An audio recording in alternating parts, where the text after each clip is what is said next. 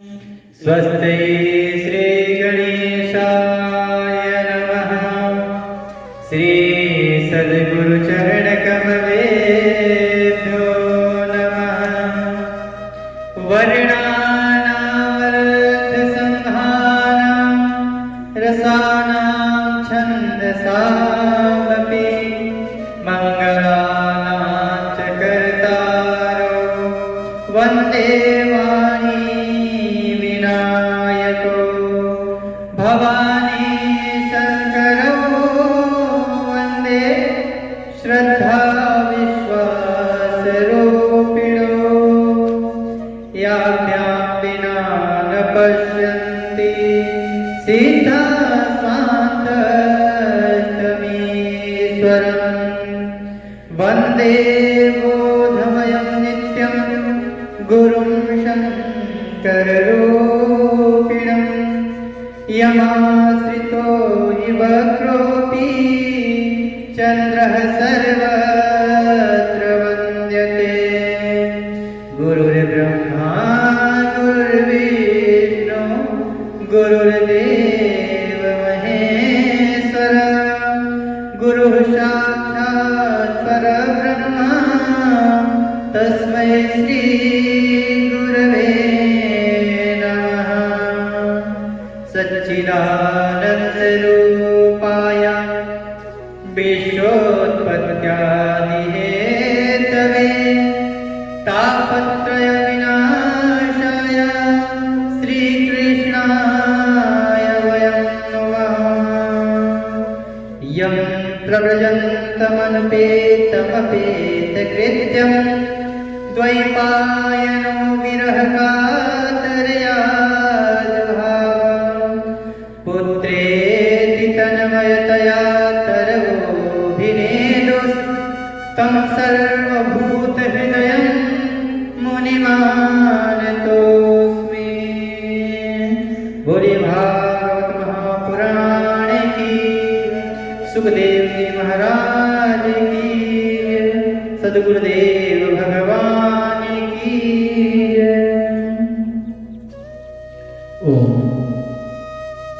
परात्पर ब्रह्म अकारण करुणा वरदाले भक्त वांछा कल्पतरु तड़ी दिव्य विनिंदित पीतांबरधारी श्री बालकृष्ण लाल की वाग्मय प्रतिमूर्ति ये भागवत महापुराण जिसका हम लोग श्रवण कर रहे हैं, आज के इस पावन और शुभ मुहूर्त पे शुभ समय में हम लोगों ने आज होली महापर्व मनाया। कल हम लोगों ने कल के प्रसंग में होलिका दहन का प्रसंग श्रवण किया,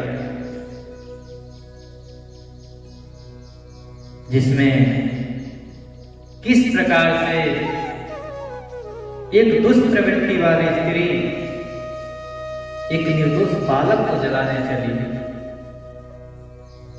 वो बोलते हैं कि भक्तों को कुछ करने की आवश्यकता नहीं है, भगवान जो करना होता है स्वयं कर देते हैं। भगवान के पास जाकर के कुछ मांगना नहीं है, भगवान तो ये कहते हैं कि केवल केवल स्मरण करते रहिए मेरा, उसके बाद जो करना है सब मैं करूंगा। भगवान कहते हैं कि जो मेरा चिंतन करता है उसका मैं चिंतन करता हूं। भगवान नारायण को प्रहलाद जी ने बुलाया नहीं कि आप आइए, वो तो केवल स्मरण करते रहे। उनको चाहे पहाड़ के ऊपर से फेंक दिया जाए या समुद्र में ले जाके डाल दिया जाए या किसी घने जंगल में छोड़ दिया जाए, हर समय केवल परमात्मा का स्मरण, परमात्मा का ध्यान, परमात्मा का चिंतन। और वही है कि हर समय हर क्षण और हर परिस्थिति से प्रहलाद जी को बचा लेता है। होलिका ने प्रहलाद जी को जलाने का खूब प्रयत्न किया, परंतु इसका निष्कर्ष क्या हुआ कि होलिका जल गई और महाराज प्रहलाद जी जैसे कि तैसा एकदम और निखार आ गया। जिस प्रकार अग्नि में तपाने से सोने पर और निखार आ जाता है, उस प्रकार जितने भी परीक्षा देते गए सभी परीक्षाओं से और भी उनकी भक्ति दृढ़ होती गई और भी उनमें निखार आता गया। हम लोगों ने कल यहां तक के प्रसंग को श्रवण किया था। यही कारण है और उसी समय से ये होली उत्सव मनाया जाता है। हम लोगों ने भी कल होलिका दहन के कार्यक्रम में भाग लिया। अब आज हम लोगों ने होली उत्सव मनाया। तो जब प्रहलाद जी बच गए तो प्रहलाद जी के मित्रों ने और जितने भी भगवान के भक्त थे, भगवान के प्रियजन थे, भगवान को चाहने वाले थे, उन सभी ने रंगों से पुष्पों से होली मनाया। वही होली हम आज भी उसी प्रथा को मनाते हैं। जब हिरण्यकश्यप को पता चला कि होलिका जो मेरे पुत्र को जलाने गई थी वो स्वयं जल के राख हो गई है और प्रहलाद जैसे कि तैसा बचा हुआ है, ये सुनकर बहुत आश्चर्य में पड़ गया हिरण्यकश्यप। कहता है ये कैसे हो सकता है? होलिका को तो ब्रह्मा जी का वरदान था कि अग्नि उसे जला नहीं सकती है। प्रहलाद जी हिरण्यकश्यप के सामने आए। हिरण्यकश्यप बोला कि देख, तू मान जा, तू मेरा पुत्र है, तू मेरे बाद इस पूरी सृष्टि का राजा बन जाएगा। उन देवताओं को भी हम लोगों को हराना है। जिसका तू नाम लेता है, जिस हरि का नाम लेता है, जिस विष्णु का नाम लेता है, वही विष्णु तेरे ताऊ और मेरे भाई को हत्यारा है। मेरे भाई की हत्या की है उसने।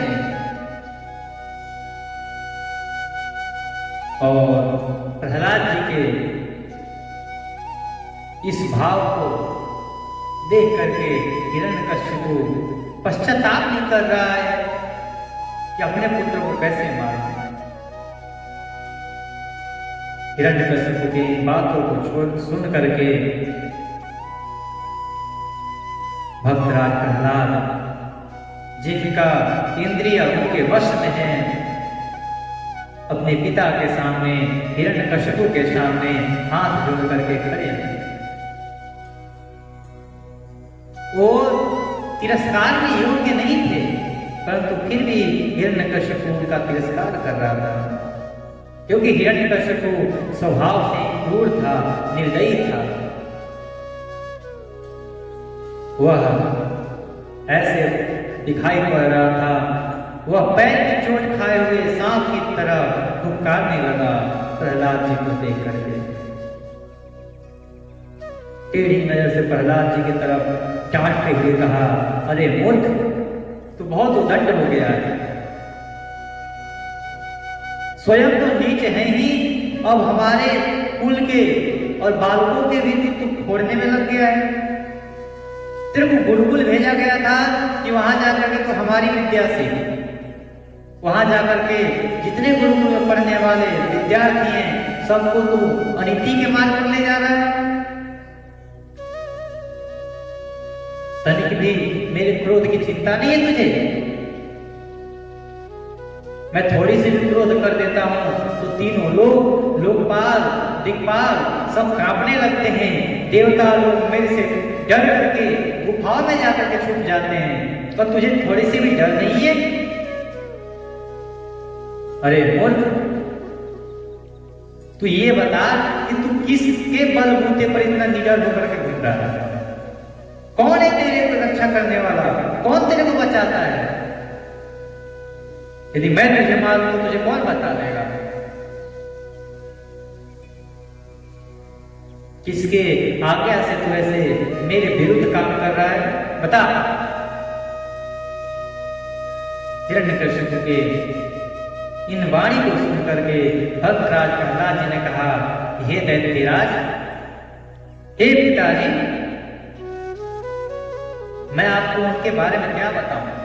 उनके बारे में आपको भी पता है, मुझे कोई बताने की आवश्यकता नहीं है। लेकिन आपने पूछा कि कौन है, तो मैं आपको बताता हूं कि ब्रह्मा से लेकर के और तिनके पर्यंत सभी छोटे बड़े जड़ अचर जीवों को जो बल देने वाले हैं, जो बलवान करने वाले हैं, और ये सब जिनके वश में हैं, वही मेरी रक्षा करते हैं। वही महापराक्रमी सर्वशक्तिमान प्रभु काल हैं तथा समस्त प्राणियों के इंद्रिय बल, मनोबल, देह बल, धैर्य, सभी प्रकार के बल को देने वाले हैं। वही परमेश्वर तो अपने शक्ति द्वारा इस पूरे सृष्टि की रचना करते हैं। वही अपनी एक रूप से इस सृष्टि के पालन करते हैं और एक रूप से इस सृष्टि का संहार कर देते हैं। वही तीनों गुणों के स्वामी हैं और वही आपको भी जन्म देने वाले वही हैं। इसीलिए आप पूछ रहे हैं कि मेरी रक्षा कौन करता है? मेरी रक्षा वही करता है जो अब तक आपकी रक्षा करते हुए आया है। नहीं तो इतना अनिति करने पर आपको तो मर जाना चाहिए था, फिर भी आप जीवित हैं। यह सुन करके हिरण्यकशिपु तिलमिला उठा। कहते हैं प्रहलाद जी की, सुनो, आप कहते हो मैं भगवान, मैं भगवान, मैं भगवान।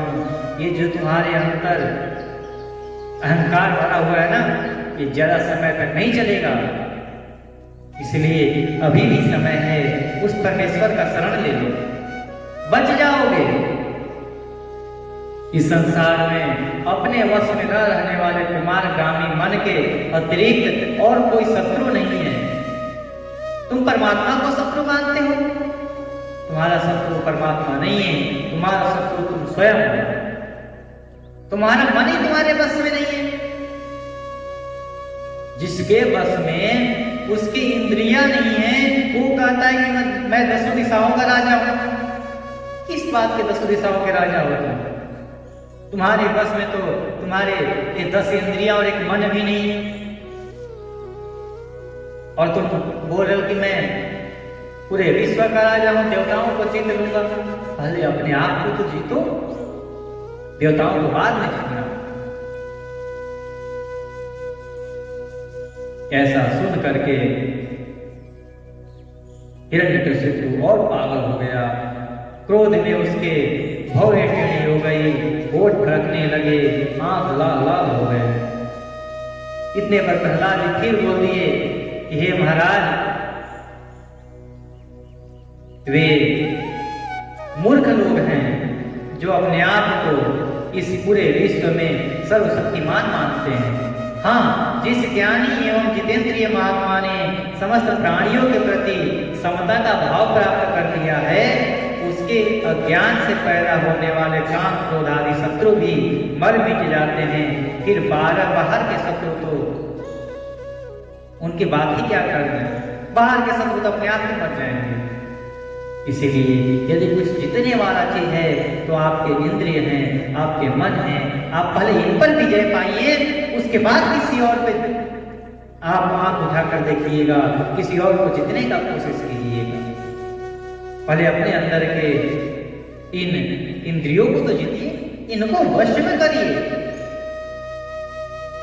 क्षण क्षण में आप क्रोधित हो जाते हैं, क्या यही आपके वश में है?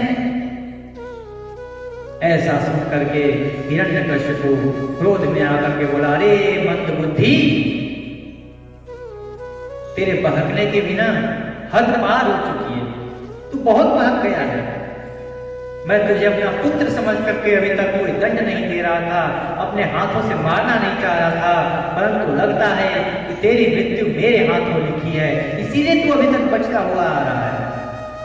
यह बात स्पष्ट हो गई है, तू अब मरना चाहता है। क्योंकि जो मरना चाहते हैं वे ही ऐसी बेफिरी बिना पैर की बात करते हैं। ना किसी का सर है, ना इस बात का कोई पैर है। तो जो बात बोल रहा है उसका कोई अर्थ ही नहीं है। मेरे को लग रहा है कि तेरा पति भ्रम हो गया है, अब तू मृत्यु को प्राप्त होने वाला है, तू मरने वाला है। अरे अभागे, तूने मेरे सिवा जो और किसी को जगत का स्वामी बतलाया, सो देखूं तो कि वो है कहाँ, वो दिखता कैसा है, कैसा है तेरा परमात्मा, कहाँ है, दिखा मुझे। यदि कोई परमात्मा है तो देख, मैं हूं। इस पूरे राज्य का, इस पूरी पृथ्वी का शासन मैं करता हूं, सबके लिए भगवान मैं हूं। तेरा कौन परमात्मा हो गया मेरे अलावा? कोई परमात्मा है तो मैं हूं। यदि कोई तेरा परमात्मा है तो दिखा मुझे कैसा दिखता है, मैं भी तो देखूं। प्रहलाद से पूछा कि बता तेरा परमात्मा है कहां? तू तो बोल रहा है कि तिनके से लेकर के ब्रह्म पर्यंत तक वही रचना करता है और इन सब में विराजमान रहता है। तो क्या इस खंभे में तेरा परमात्मा है? भक्तराज प्रहलाद जी हां जोड़ के बोले कि प्रभु, यदि आप मेरी दृष्टि से देखें, इस खंभे में भी है, मेरे में भी है, आप में भी है, और इस सभा में जितने बैठे हैं इन सब में परमात्मा है। इन सब में मेरा नारायण है, इन सब में मेरे प्रभु हैं। आप मेरी दृष्टि से तो देखिए। क्रोध से भर गया हिरण्यकशिपु और अपने सिंहासन से क्रोध से उठा और छलांग लगा दिया और बीच आंगन में आकर के कहा कि बता तेरा परमात्मा कहाँ है। और प्रहलाद जी पर क्रोध करते हुए एक गुस्सा का प्रहार उस खंबे पर कर दिया कि दिखा तेरा परमात्मा कहाँ है। बहुत बलशाली था हिरण्यकशिपु। एक ही प्रहार में वो खंबा टूट गया और खंबा टूटते ही उसमें से अचानक से एक अलग सी आवाज आई। जब पीछे मुड़कर देखता है तो एक अजीब ही जीव है, एक अजीब जीव है जो ना नर है ना पशु है, उसका कोई स्वरूप ही नहीं है। ऐसा दिखाई दे रहा है कि मानो ऐसा कभी कोई रूप ही नहीं हुआ हो, ना कभी किसी ने देखा हो, ना कभी किसी ने सोचा हो। ऐसा स्वरूप प्रभु नारायण जी उस खंभे में से प्रकट होकर के नरसिंह रूप में आ गए। बोलिए नरसिंह भगवान की जय। परमात्मा नरसिंह रूप धारण करके आ गए। गर्दन के ऊपर सिंह का रूप है, नीचे नर का रूप है। भगवान हाथ में चक्र, गदा, पद्म धारण किए हुए हैं। क्रोध से नरसिंह भगवान की आंखें लाल हुई हैं, मुख खुला हुआ है, जैसे शेर दहाड़ता है वैसे हमारे नरसिंह भगवान दहाड़ रहे हैं कि आज तो इस आतताई को समाप्त ही कर देना है। ये देख करके सबके सब जितने सभा में विराजमान थे सबके सब डर गए। हिरण्यकशिपु ने देखा, कहा यही तेरा भगवान है? देख इसका स्वरूप तो देख, इससे अच्छा तो मैं हूं, कम से कम सुंदर तो हूं, मुख मनुष्य का तो है, इसका देख ना ऊपर सही है ना नीचे सही है, कोई एक है ही नहीं है। जो नीचे ऊपर नहीं है, जो ऊपर है वो नीचे नहीं है। ये तेरा कैसा परमात्मा है? और हिरण्यकशिपु ने कहा यदि तू नारायण है तो आज तू मेरे से बचेगा नहीं, क्योंकि मैं तो तुझे ही ढूंढ रहा था। तूने ही मेरे भाई को मारा था, मैं तुझे ही ढूंढ रहा था। जितनी शक्तियां मैंने प्राप्त की है केवल और केवल तुझे मारने के लिए, आज तो मेरे हाथे चढ़ गया है। ऐसा कह करके और वो हिरण्यकशिपु अपने हाथ में गदा उठा लिया और नरसिंह भगवान पर टूट पड़ा। वैसे ही टूट पड़ा जैसे पतिंगा अग्नि में टूट पड़ते हैं उनको देख करके।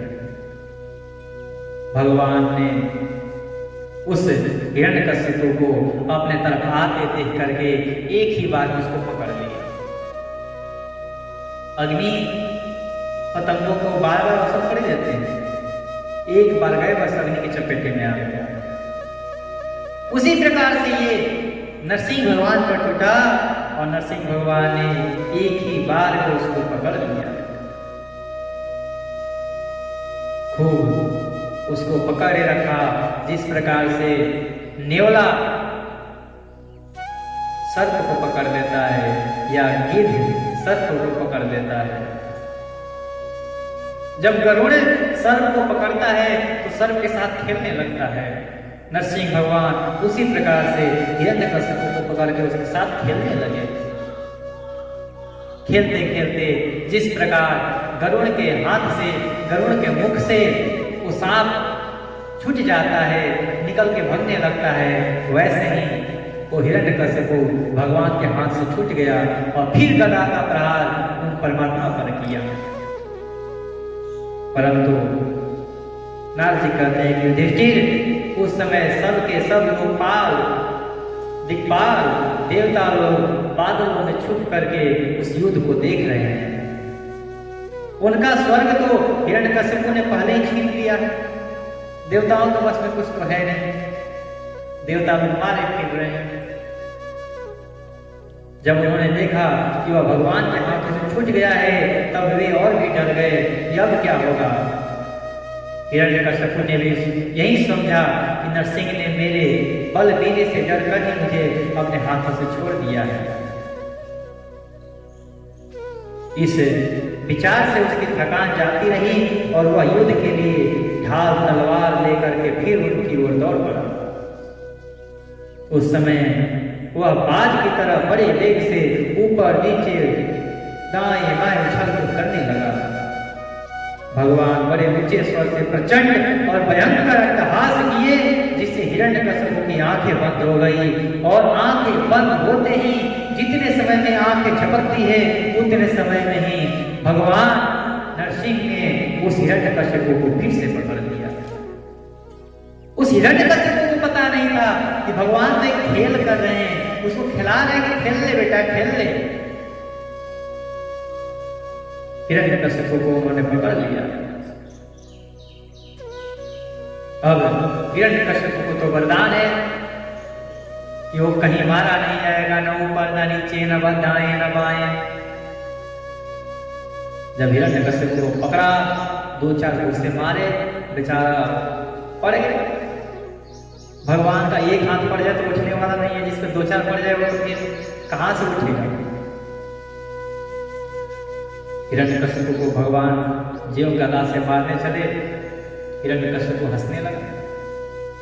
भगवान बोले कि हंस क्यों रहा है भाई, दिमाग खराब हो गया तेरा, मरने वाला है और हंस रहा है। उसने कहा कि तुम्हें पता नहीं है शायद कि मैं कोई गदा चक्र इन सब किसी से मरने वाला नहीं हूं। बोले अच्छा इससे नहीं मरेगा, ठीक है अभी ये हाथ देख ले मेरा। बोले हाथ देख रहा हूँ। बोले हाथ में कोई अस्त्र शस्त्र नहीं है, ये देख इसके अंदर क्या है, ये नाखून है, देखो इसी से मारूंगा। नाखून का तो वरदान नहीं है कि नाखून से नहीं मरूंगा, तूने अस्त्र शस्त्र का वरदान ले रखा है, इसी नख से मारूंगा तुझे। ये सुनकर और हंसने लगा। बोला कि मैंने वरदान लिया है, ना किसी पशु से मरूंगा, ना पक्षी से मरूंगा, ना मनुष्य से मरूंगा, ना देवता से मरूंगा। बोले एक बार ध्यान से तो मेरे को तो देख, मैं कौन सा दिख रहा हूँ तेरे को, ना पशु हूँ, ना पक्षी हूँ, ना देवता हूँ, ना दैत्य, कुछ नहीं हूँ मैं मिक्स हूँ। लगा अच्छा ये भी बात है, और हंसने लगा। बोला तुम्हें ये भी पता नहीं है कि ना मैं ऊपर मरूंगा, नीचे मरूंगा। बोला कि देख तू कहाँ है। देखा तो भगवान अपने जांघे पर उसको बैठा रखे, ना ऊपर है ना नीचे। वो बोल रहा है मैं और वरदान ले रखा हूँ कि ना घर के अंदर मरूंगा, ना घर के बाहर मरूंगा। बोले कि देख कहाँ बैठा रखा हूँ तुझे, मेन दहलीज पर बैठा रखा हूँ, चौखट पे, ना अंदर है ना बाहर है।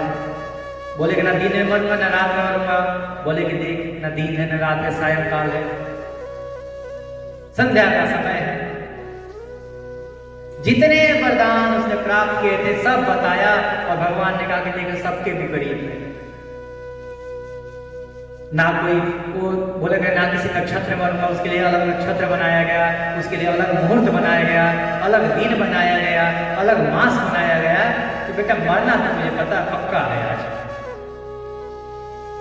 तो उन मायापति से खेल रहा है जिनकी माया के वश में पूरी सृष्टि है। यन माया वसवर्ति विश्वमखिलम ब्रह्मादि देवासुर, उनके साथ तू खेल रहा है जिनकी माया के वश में पूरी सृष्टि है। उन मायापति के साथ चला के भगवान देखते ही देखते उस हिरण्यकशिपु को अपने जांघ पर बैठाया और अपने नखों से उसके हृदय को फाड़ दिया, उसके अतड़ी पतड़ी सब निकाल करके गले में लगा लिया। भगवान नरसिंह उस समय इतने क्रोध से भर गए थे, भगवान नरसिंह एकदम क्रोध से लाल हो गए। ऐसा नरसिंह भगवान का स्वरूप देख करके इस समय नरसिंह भगवान का सामना करने वाला कोई दिखाई नहीं देता था। हिरण्यकशिपु के मारने के बाद भी उनका क्रोध शांत नहीं हुआ और बढ़ता गया और बढ़ता गया।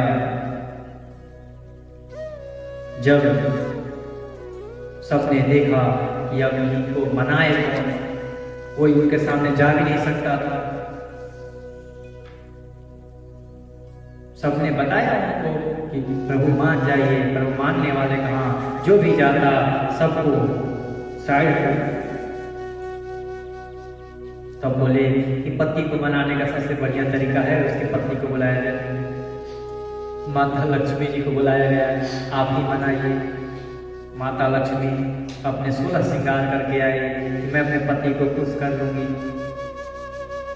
जब वहां पहुंची बोली कि कौन पति है? मेरे पति, इनका तो स्वरूप ही नहीं है, इनको तो मैं पहचानती ही नहीं कौन है।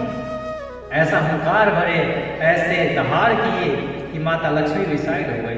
बोली अब मेरे बस की बात नहीं है कि मैं इनको मना करूं। मेरे पति तो शांत स्वभाव के हैं, हमेशा उनका मुख कमल नयन, कमल मुख है, कमल नयन है। ये तो दहाड़ रहे हैं दूर से, इनको कैसे बनाया जाए। उधर जब हिरण्यकशिपु को मारे तो भक्तराज प्रहलाद जी वहीं पर थे। नारद जी और जितने गंधर्व थे, सिद्ध लोग, सभी लोग आकर के वहां पर खड़े हैं। सब लोग खंभे के सहारे लेके छिपे पड़े हैं, कहीं नरसिंह भगवान का नजर न पड़ जाए और समाप्त कर देंगे। इस समय तो इतने क्रोध में हैं। नारद जी, देवराज इंद्र इत्यादि सभी देवता लोग मिल करके प्रहलाद जी से बोले कि प्रहलाद जी अब आप ही जाइए। नारद जी कहते हैं इस प्रकार ब्रह्मा शंकर आदि सभी देवगण नरसिंह भगवान के क्रोधावेश को शांत न कर सके और न उनके पास जा सके। किसी को उसका कुछ ओर छोड़ दिखाई नहीं देता था कि कैसे इनको मनाया जाए। लक्ष्मी जी को भेज करके वो देख चुके थे कि इनको लक्ष्मी जी भी नहीं मना सके। तब ब्रह्मा जी ने अपने पास ही खड़े प्रहलाद जी को यह कह करके भेजा कि बेटा तुम्हारे पिता पर ही तो भगवान कुपित हुए हैं, तुम्हारे पिता ही क्रोध के कारण है, इसीलिए और इनको मनाना है तो केवल और केवल तुम ही मना सकते हो, इसीलिए तुम ही जाओ। 5-6 वर्ष के प्रहलाद जी महाराज हाथ जोड़ करके और नरसिंह भगवान के पास जाते हैं। वहां जा करके और उनके चरणों को स्पर्श करके भगवान के चरण को अपने मस्तक से लगा करके और प्रहलाद जी ने कहा कि ब्रह्मा आदि देवता ऋषि मुनि और सिद्ध पुरुषों की बुद्धि निरंतर सत्व गुण में ही स्थित रहती है, फिर भी अपने प्रवाह से, अपने प्रचंड बुद्धि से भी आपकी स्तुति नहीं कर सकते हैं। मैं तो बालक हूं, मैं आपकी स्तुति कैसे कर सकता हूं ना। परंतु इन देवताओं ने मुझे भेजा है आपको मनाने के लिए। आज तो मेरा सौभाग्य है, आज मैं इन देवताओं से भी श्रेष्ठ हो गया कि जिनको देवता लोग भी नहीं मना सके उनको मुझे मनाने के लिए भेजा गया है। यहाँ पर भागवत के सप्तम स्कंद के 9वें अध्याय के 8वें श्लोक से लेकर के और ये पूरे अध्याय तक भगवान के विराट स्वरूप का वर्णन करते हुए सुंदर संस्कृत के श्लोकों में प्रहलाद जी ने भगवान नरसिंह का वर्णन किया है, उनकी स्तुति की है। नारद जी कहते हैं, इस प्रकार भक्त प्रहलाद ने बड़े प्रेम से प्रकृति और प्राकृतिक गुणों से रहित भगवान के स्वरूप भूत गुणों का वर्णन किया। इसके बाद वे भगवान के चरणों में सिर झुका करके चुप हो गए। बोले कि अब जितना करना था मैंने कर लिया, अब जो करना है आप करिए। जय विधिनाथ होए हित मोरा, करम सुदेहि दास मैं तोरा। जो करना था मैं करके थक चुका। जितनी स्तुति, जितनी मेरी मति थी, मैंने उतनी आपकी स्तुति कर दी, उतनी स्तुति कर दिया मैंने। अब आप देखिए आपको क्या करना है। ऐसा कह करके और भक्तराज प्रहलाद चुप हो गए। भक्तराज प्रहलाद के उस सुंदर दिव्य कांति वाले मुखमंडल को देख करके नरसिंह भगवान का क्रोध शांत हो गया और वे बड़े प्रेम से और प्रसन्नता से बोले परम कल्याण स्वरूप प्रहलाद, तुम्हारा कल्याण हो। तुम दैत्यों में श्रेष्ठ हो, मैं तुम पर बहुत प्रसन्न हूं। तुम्हारी जो भी अभिलाषा हो, जो भी मुझसे मांगो हो, वो मांग लो। मैं जीवों को इच्छा पूर्ण करने के लिए ही प्रकट होता हूँ। जिसके पास प्रकट होता हूँ वो कुछ न कुछ मांगता ही है। तुम भी कुछ मेरे से मांगो, मैं तुमसे अत्यंत प्रसन्न हूँ। हे आयुष्मान, जो मुझे प्रसन्न नहीं कर लेता उसे मेरा दर्शन मिलना ही बहुत कठिन है। परंतु जब मेरे दर्शन हो जाते हैं तब फिर प्राणी के हृदय में किसी प्रकार की जलन नहीं रह जाती। मैं सभी मनोरथों को पूर्ण करने वाला हूँ, इसलिए सभी कल्याणकामी परम भाग्यवान साधुजन और जितेंद्रिय होकर अपनी समस्त वृत्तियों से मुझे प्रसन्न करने का ही यत्न करते रहते हैं। हे असुर कुल के आभूषण, हे मेरे भक्त प्रहलाद, तुम जो चाहो मांग लो, आज मैं तुम्हें सब कुछ दे सकता हूँ। तुम संकोच मत करो। इस सृष्टि में कोई ऐसी वस्तु नहीं है, कोई भी ऐसे पदार्थ नहीं है जिसको मैं नहीं दे सकता हूँ। इसलिए जो तुम्हें मांगना है मांग लो। तीनों लोगों की संपत्ति मांग लो, इंद्र का पद मांग लो, ब्रह्मा का पद मांग लो, शंकर का पद मांग लो, और तो और मेरा पद मांग लो। तो कुछ भी देने के लिए तैयार हूं, तुम आज मांगो। प्रहलाद जी भगवान के इस प्रेम को देख करके, क्योंकि भक्तराज प्रहलाद भगवान के अनन्य प्रेमी थे, इसलिए बड़े बड़े लोगों को प्रलोभन में डालने वाले वरों के द्वारा प्रलोभित किए जाने पर भी उन्होंने उनकी इच्छा नहीं की। उन्होंने भगवान से ये सब कुछ नहीं मांगा और कहा कि मुझे केवल और केवल अब आपके साथ ही रहना है, मुझे कुछ नहीं चाहिए, केवल और केवल मुझे आपके साथ ही रहना है।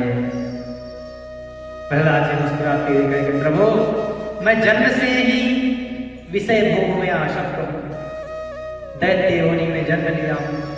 मेरे पिता इतने क्रूर थे, मैं डर डर के तो आपका नाम का स्मरण करता था, पर आपकी कृपा हुई कि आपने मुझे दर्शन दिया। इससे बड़ा मुझे और क्या वरदान चाहिए। मैं तो आपके शरण में आया हूँ नाथ। हे भगवान, मुझ में भक्त के लक्षण है या नहीं यह तो मैं नहीं जानता। यह जानने के लिए आपने अपने भक्तों को वरदान मांगने की और प्रेरित किया है। ये विषय भोग हृदय की गांठ को और भी मजबूत करने वाले हैं तथा बार बार जन्म मृत्यु के चक्कर में फंसाने वाले हैं। मुझे ये सब कुछ नहीं चाहिए। कहते हैं नरसिंह भगवान कि प्रहलाद, तुम्हारे जैसे मेरे एकांत प्रेमी इस लोक में अथवा परलोक में किसी भी वस्तु के लिए कभी कोई कामना ही नहीं करते। भगवान के जो भक्त होते हैं वो कभी परमात्मा से कुछ मांगते ही नहीं। तुम उन्हीं भक्तों में से श्रेष्ठ हो, इसलिए तुमने भले ही कुछ ना मांगा हो, पर आज मैं तुम्हें अपने पार्षदों में से एक उत्तम पार्षद के गति देता हूँ, तुम मेरे पार्षद रहोगे। भक्तराज प्रहलाद को अपना पार्षद बना दिया। भगवान के अष्ट पार्षदों में से एक भक्तराज प्रहलाद के भी नाम आता है। प्रहलाद जी ने कहा, हे प्रभु, मुझे किसी प्रकार के भोग की इच्छा नहीं है, अब तो मैं आपके साथ ही रहना चाहता हूँ। भगवान ने कहा, ठीक है, तुम मेरे साथ तो रहोगे, परंतु अभी कुछ समय तक आप यहीं पर राज्य करोगे, अपने पिता के इस गति का शासन भार आप ही संभालोगे और इन दैत्यों को भी मेरे भक्ति के सरोवर में डुबकी लगवाओगे। तुम्हारे द्वारा की हुई मेरे इस स्तुति को जो मनुष्य कीर्तन करेगा और साथ ही मेरा और तुम्हारा स्मरण भी करेगा, वह समय पर कर्मों के बंधन से मुक्त हो जाएगा। ये तुम्हारी स्तुति सबके लिए लाभदायक है, सबके लिए कल्याणकारी है। प्रहलाद जी ने कहा, हे महेश्वर, हे परमेश्वर, आप वर देने वालों के स्वामी हैं, आपसे मैं एक वर और मांगता हूँ। बोले कि मांगो, क्या चाहिए? प्रहलाद जी ने कहा कि मेरे पिता ने आपके ईश्वरीय तेज को और सर्वशक्तिमान चराचर गुरु स्वयं आपको न जानकर आपकी बड़ी निंदा की है। इस विष्णु ने मेरे भाई को मार डाला है। इस मिथ्या दृष्टि रखने के कारण वो आपका द्रोही बन गए थे। परंतु ये नाथ, चाहे जो भी थे, पुत्र का ये धर्म होता है, चाहे पिता कुछ भी करे, उस पिता को सदगति दिलाना ही काम होता है। इसीलिए मैं उनका पुत्र हूँ, मैं आपसे प्रार्थना करता हूँ कि मेरे पिता को आप सदगति दीजिए। नरसिंह भगवान मुस्कुरा करके बोले, अरे प्रहलाद, तुम इस बात की चिंता क्यों कर रहे हो? जिस कुल में, जिस घर में यदि एक भगवान का भक्त जन्म ले लेता है तो पूरे 21 पीढ़ियों को तार देता है। 7 पीढ़ी अपने पिताजी के जो चले गए हैं, 7 पीढ़ी आने वाले उनको भी तार देता है, और 7 पीढ़ी माता जी, ये पूरे 21 पीढ़ियों को तार देता है। और तुम तो भक्तों में श्रेष्ठ हो। और तुम्हारे पिताजी ये मत सोचो कि ये किसी नीच गति में या नीच योनि में जन्म लेंगे। अरे ये तो मेरा परम भक्त है जो ऋषियों के अपराध करने के कारण यहाँ आ गए थे। तुम्हारे ताऊ और तुम्हारे पिताजी ये दोनों मेरे पार्षद हैं और इन दोनों को अच्छी गति मिलेगी। ये दोनों अपने अपने कर्मों को भोग करके फिर मेरे पास ही आ जाएंगे। ये इस बात की तुम चिंता बिल्कुल मत करो मेरे प्यारे प्रहलाद। अब तुम राजकाज संभालो और हमेशा अपने पास ही मेरे को समझो। मैं निरंतर ही आपके पास रहूंगा और सारे कार्य करूंगा। नारद जी कहते हैं कि युधिष्ठिर, भगवान की आज्ञा के अनुसार प्रहलाद जी ने अपने पिता की अंत्येष्टि क्रिया की। इसके बाद श्रेष्ठ ब्राह्मणों ने उनका राज्याभिषेक किया। इसी समय देवता ऋषि आदि के साथ ब्रह्मा जी ने नरसिंह भगवान को प्रसन्न वदन देख करके पवित्र वचनों के द्वारा उनकी स्तुति की और उनसे यह बात कही। ब्रह्मा जी ने कहा, देवताओं के आराध्य, आप सर्वंतर्यामी, जीवों के जीवन दाता और मेरे भी आप पिता हैं। यह दैत्य जो हम लोगों के लिए एक राहु के जैसे ग्रसित कर रहा था, आपने इस राहु रूपी हिरण्यकश्यप से हम सबको बचाया है। हम आपके आभारी हैं।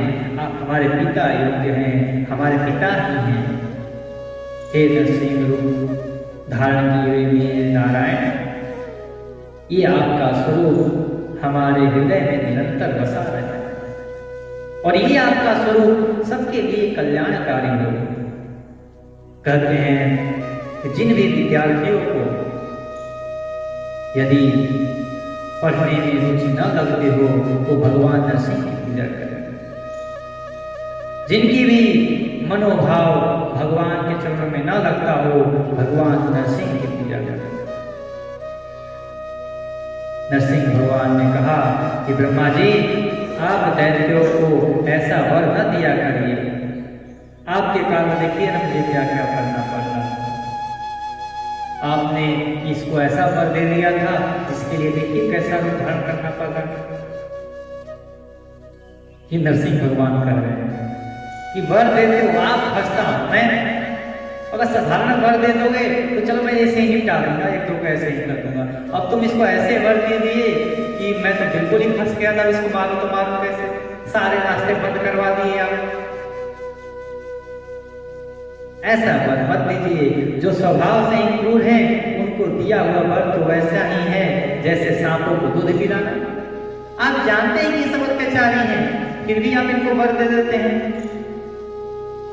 एक आप हो गए, एक वो बैठे हैं कैलाश पे।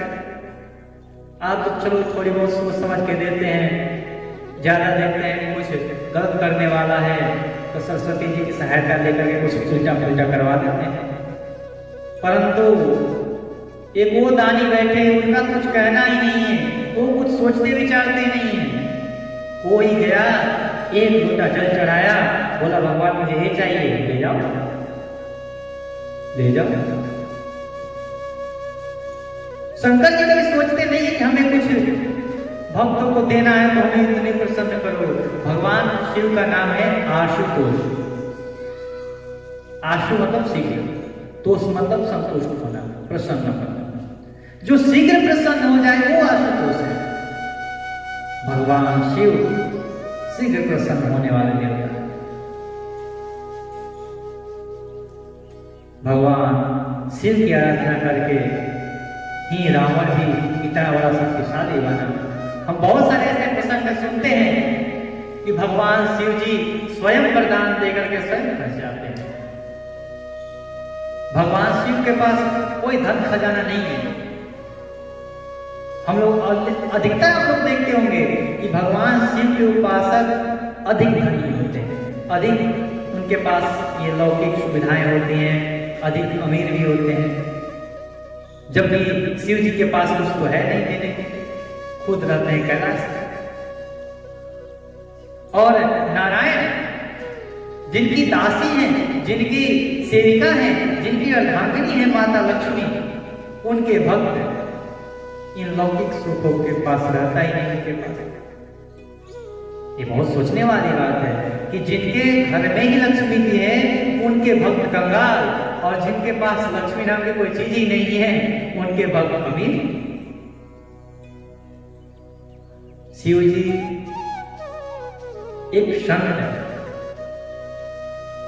भगवान का स्वरूप है ध्यान करना, मग्न करना, योगी है भगवान शिव। तो आप देखते हैं कि भक्त कुछ मांग रहा है तो अपने पास तो है नहीं, पूछ लेंगे, वो तुरंत चले जाते हैं कुबेर जी के पास कि कुबेर भैया कुछ दे दो, मेरे भक्त आ रखे हैं। बस कुबेर की खाया से तुरंत दे देते हैं।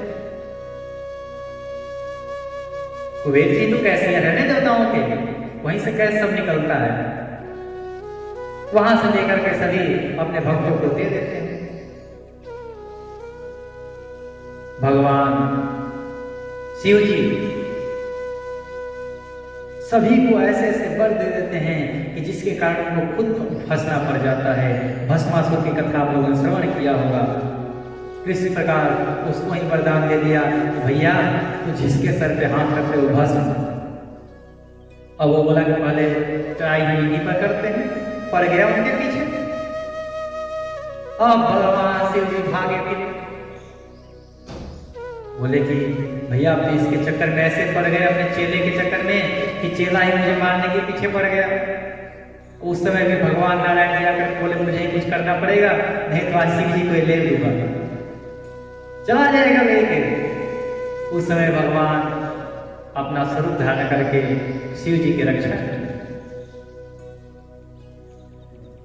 रावण को प्रसन्न करके क्या क्या नहीं प्राप्त कर लिया। ये सारे देवता रावण से बहुत डरते थे। ये शिव जी का पक्का चेला था रावण। देखिए, जब शिव जी से मिलने के लिए रावण आता था तो पूरा कैलाश कांप जाता था। क्यों? क्योंकि जब वो आता था तो कैलाश को उठाना शुरू कर देता था। खेल खेल में टहलने के लिए गया तो कैलाश को उठा लिया। जब शिव जी ध्यान में रहते थे और पार्वती से पूछते थे ये कैलाश हिल क्यों रहा है, बोलते थे तुम्हारा चेला आया है, उसी ने कुछ उदारता किया हो। ऐसा था वो चेला। एवं गुरु को भी बोला था कि बस तुम वहीं पड़े रहो, तुम्हें खिलाते रहेंगे। शिव जी एक दिन रावण के पास गए, बोले कि भैया देखो तुम चेले हो ठीक ठाक है, लेकिन तुम अब हमारे पास मत आया करो। हाँ जोड़ते हैं तुम्हारे साथ, तुम आते हो तो पूरा का पूरा घर ही हमारा उठा देते हो। थोड़ी झोपड़ी उपड़ी है वो भी टूट जाट जाती है, इसलिए तुम हमारे पास मत आया करो, हम ही तुम्हारे पास आए। अब जितने देवता थे सब लोग रावण के पास जाते थे अपना अपना पूजन करवाने के लिए। रावण पूजन करता था। रावण शिव जी को जब पूजन करना था शिव जी को बुलाता था, आओ पूजन करवाओ और जाओ। ऐसे शिव जी थे जाते थे रावण के पास पूजन करवाने। ब्रह्मा जी स्वयं जाते थे रावण को वेद पढ़ाने के लिए। आओ रावण भैया वेद पढ़ लो। रावण का जिस दिन मन हो गया कि भाई आज सोऊंगा, तो सीधा ब्रह्मा जी से बोलता था आज नहीं पढ़ूंगा, आज जाओ कल आना फिर से पढ़ाने के लिए। 9 ग्रहों को बोलता था मंगल तुम यहाँ बैठो, शनि तुम यहाँ बैठो, राहु तुम यहाँ बैठो, मेरी दशा मेरे हिसाब से चलेगी, तुम्हारे हिसाब से नहीं चलेगी। ये सब किसका प्रभाव है? इन्हीं ब्रह्मा जी और शिव जी का ही प्रभाव है। यही दोनों लोग वरदान देने वाले हैं और विष्णु जी सबकी समस्याओं से लड़ते रहते हैं कि भैया तुम करते रहो, क्योंकि पालन करना इनका काम है, कैसे चलाना है देश को, बस वही देखते रहते हैं। वही कह रहे हैं कि देखिए आप लोग वरदान दीजिए, आप लोगों को एक क्षमता हम दे रखे कि वरदान दीजिए, परंतु ऐसा वरदान मत दे दीजिए जिसके कारण हमें फंसना पड़ रहा है। देख रहे हैं कितना परिश्रम करना पड़ रहा है। नारद जी ने कहा कि युधिष्ठिर, नरसिंह भगवान इतना कह करके और ब्रह्मा जी के द्वारा की हुई पूजा को स्वीकार करके वहीं अंतर्धान हो गए। नरसिंह भगवान इतना कहकर और जब अंतर्धान हुए उसके बाद प्रहलाद जी ने भगवत स्वरूप ब्रह्मा शंकर की तथा प्रजापति और देवताओं की पूजा करके उन्हें माथा टेक करके प्रणाम किया। तब वहां पर शुक्राचार्य आदि मुनियों के साथ ब्रह्मा जी ने प्रहलाद जी को समस्त दानव और दैत्यों का अधिपति बना दिया। फिर ब्रह्मादि देवताओं ने प्रहलाद का अभिनंदन किया और उन्हें शुभाशीर्वाद दिए। प्रहलाद जी ने भी यथायोग्य सबका सत्कार किया और लोग अपने अपने लोग को चले गए। ये कथा नारद जी युधिष्ठिर जी को बता रहे हैं। और ये कौन बता रहा है कि नारद जी युधिष्ठिर जी को बता रहे हैं? ये सुखदेव महाराज परीक्षित को बता रहे हैं। नारद जी कहते हैं कि युधिष्ठिर, इस प्रकार भगवान के वे दोनों पार्षद जय और विजय दिति के पुत्र दैत्य हो गए थे। वे भगवान से वैर भाव रखते हुए उनके हृदय में रहने वाले भगवान ने उनका उद्धार करने के लिए उन्हें मार डाला। ऋषियों के शाप के कारण उनकी मुक्ति नहीं हुई, क्योंकि 3 जन्मों का शाप मिला है कि 3 जन्म तक वो दैत्य बनेंगे।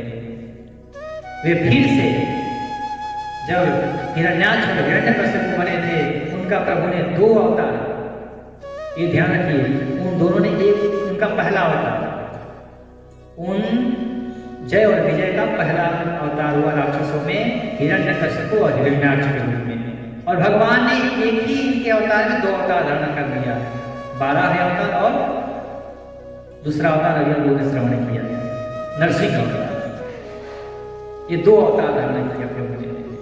अब उन 2 जय और विजय ने फिर से कुंभकर्ण और रावण के रूप में राक्षस, उस समय भगवान मर्यादा पुरुषोत्तम श्री राम के पराक्रम से उनका अंत हुआ और युद्ध में भगवान राम के बाणों से उनका कलेजा फट गया। वहीं पड़े पड़े पूर्वजन्म की भांति भगवान का स्मरण करते हुए उन्होंने अपना शरीर त्याग दिया। ऐसे करके वो जय विजय का दूसरा जन्म भी समाप्त हो गया।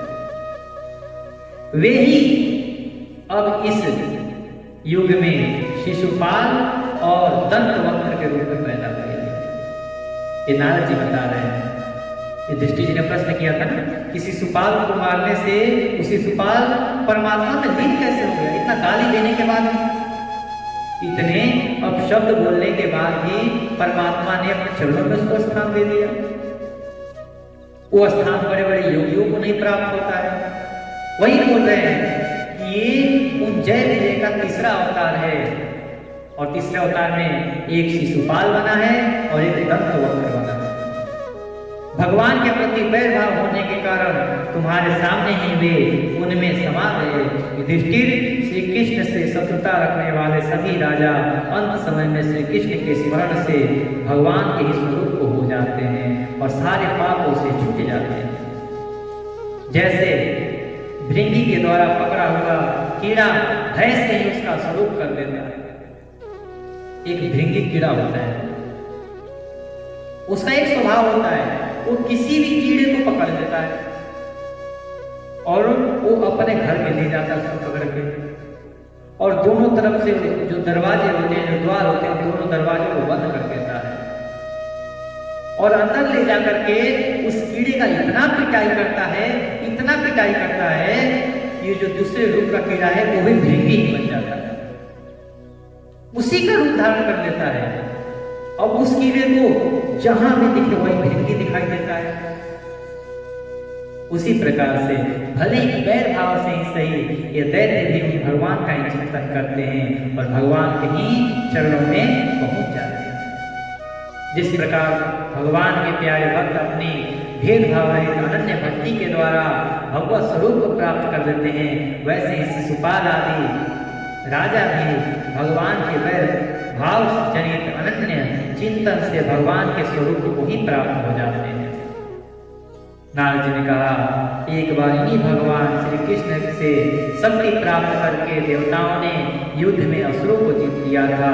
उस समय सब के सब असुर मायावियों के परम गुरु मैं दानव की शरण गए।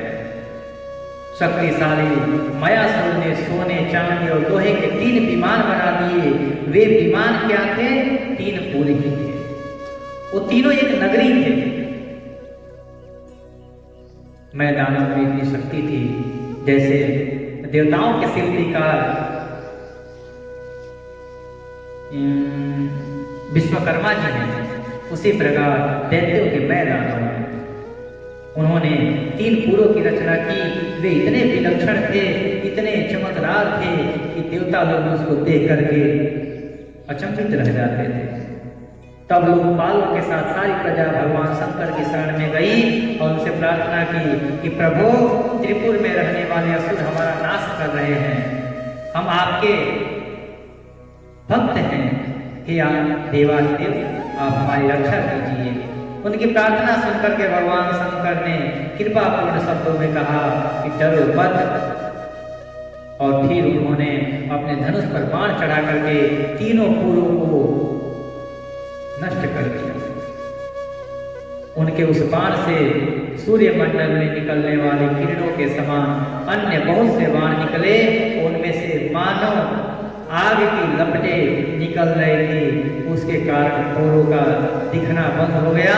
उनके स्पर्श से सभी विमान निवासी निष्प्राण होकर के गिर पड़े और महामायावी मैं बहुत से उपाय जानता था, वह उन दैत्यों के उठा लाया जिनको भगवान शिव जी ने अपने बाणों द्वारा निश्वास कर दिया था, बेहोश कर दिया था। इन्हीं भगवान श्री कृष्ण ने जब देखा कि महादेव जी तो अपना संकल्प पूरा न होने के कारण उदास हो गए हैं, तब उन असुरों पर विजय प्राप्त करने के लिए इन्होंने एक युक्ति की। यही भगवान विष्णु उस समय गौ बन करके गए और ब्रह्मा जी बछड़ा बन गए। दोनों ही मध्याह्न के समय वे तीनों पूर्व में गए और उस सिद्ध रस के कुएं का सारा अमृत पी गए। यद्यपि उसके रक्षक दैत्य इन दोनों को देख रहे थे, फिर भी भगवान की माया से वे इतने मोहित हो गए थे कि इनको उन्होंने कुछ किया ही नहीं।